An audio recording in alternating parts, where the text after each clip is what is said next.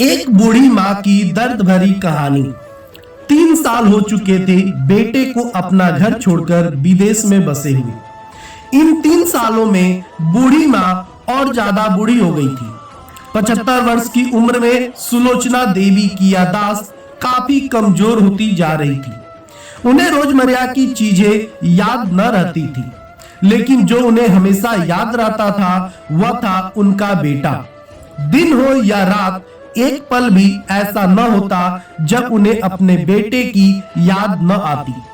दूसरी तरफ बेटा था जो साल भर में एक आध बार अपने माँ को फोन कर लिया करता और 2 मिनट से ज्यादा बातें भी नहीं किया करता।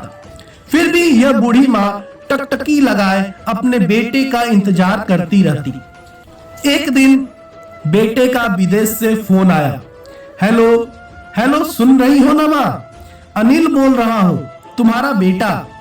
कैसी हो माँ?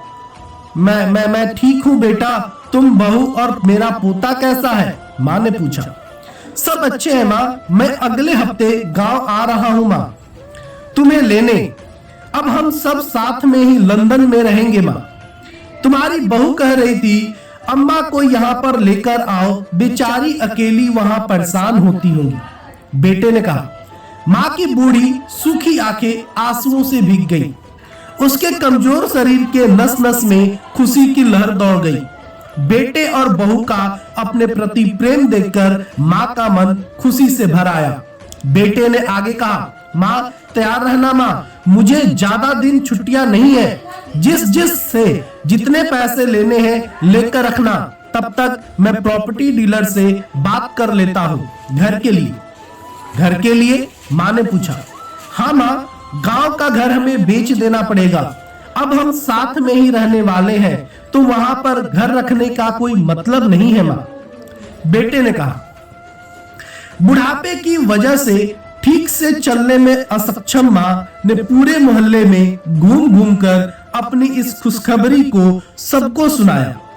सभी को खुशी हुई। सबको लगा माँ जी के आखिरी दिन अपने परिवार के साथ खुशी से बीत जाएंगे।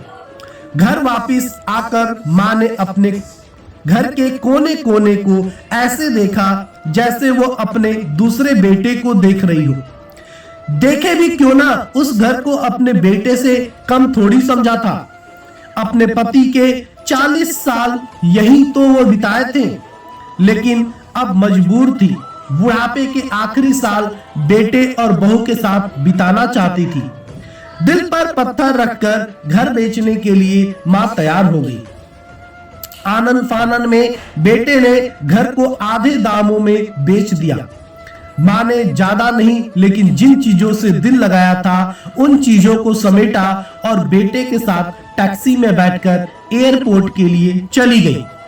एयरपोर्ट पर जाकर बेटे ने माँ से कहा, माँ तुम यहाँ बेंच पर बैठो, मैं सामान और बोर्डिंग पास की जांच करा कर आता हूँ। वहाँ वक्त लगता है और खड़ा रहना पड़ता है, तुम्हें तकलीफ होगी। तुम यहीं आराम करो, मैं यूं गया और यूं आया। माँ बेंच पर बैठ गई और बेटा अंदर चला गया। काफी समय हो गया, बेटा वापस नहीं लौटा।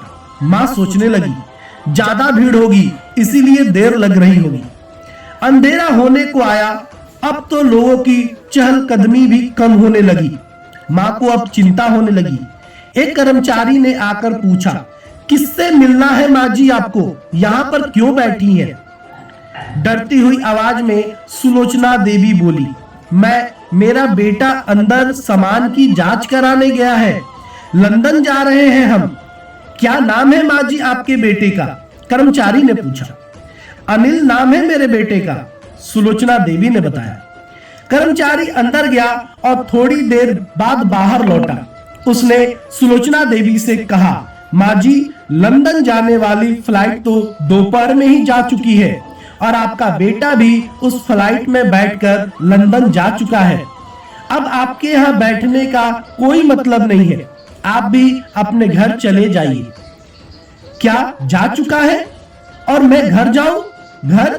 माँ की आंखों से आंसुओं के सैलाब उठने लगे। जैसे तैसे माँ घर पहुंची।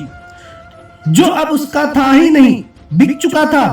वो वही बरामदे में तुलसी के पास सो गई। घर के नए मालिक को उस पर दया आई तो एक कमरा किराए से उसको दे दिया। पेंशन के पैसे से खाना और किराए का बंदोबस्त हो जाता था। दिन बीतने लगे।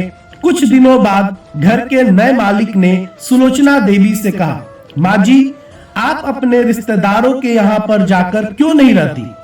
इस उम्र में आपके लिए वही अच्छा होगा। अच्छा तो होगा, लेकिन अगर मेरा बेटा वापस आया तो उसका ख्याल कौन रखेगा? मेरा बेटा बहुत भोला है, उसे अपना ख्याल रखना बिल्कुल नहीं आता।